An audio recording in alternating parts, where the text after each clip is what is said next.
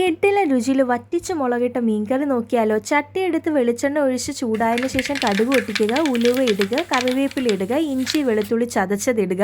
ഒന്ന് ജസ്റ്റ് ഇളക്കിയതിന് ശേഷം ചുമന്നുള്ളി ഇടുക. ഇവിടെ ചെറിയ ഉള്ളിയാണ് ഇടുന്നത്. ഉള്ളി ഇടുമ്പോൾ ഉപ്പിടണ്ട കേട്ടോ. ഉപ്പിടാതെ അടച്ചു വെക്കണം. കാരണം എന്ന് പറഞ്ഞാൽ ഇവിടെ കുഞ്ഞുള്ളിയാണ് ഇടുന്നത്. പെട്ടെന്ന് മൊരിഞ്ഞ് കിട്ടണം. അതുകൊണ്ട് ഉപ്പിടരുത്. ഉപ്പിട്ട് കഴിഞ്ഞാൽ ഒരുമാതിരി വാടി കുഴഞ്ഞിരിക്കും. അതിനുശേഷം തക്കാളി ഇടുക. തക്കാളി ഇട്ടിട്ട് വേണം ഉപ്പിടാൻ. ഉപ്പിട്ട് അടച്ചു വെച്ച് കഴിയുമ്പോഴത്തേക്കും ഉള്ളി നല്ല മൊരിഞ്ഞും തക്കാളി നല്ല ചുമന്ന് നല്ല വെന്ത് കിട്ടും. ഈ സമയം പാച്ചു അമ്മ മീൻകറി വെക്കുന്നത് കണ്ടുകൊണ്ടിരിക്കുകയാണ് കേട്ടോ.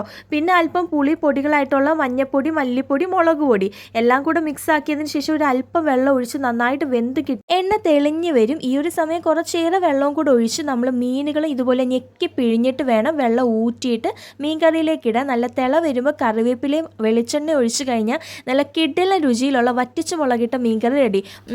അടിപൊളി. വീഡിയോ ഇഷ്ടപ്പെട്ട ലൈക്ക് ചെയ്യാൻ മറക്കല്ലേ. അപ്പോൾ ഓക്കെ, ബൈ.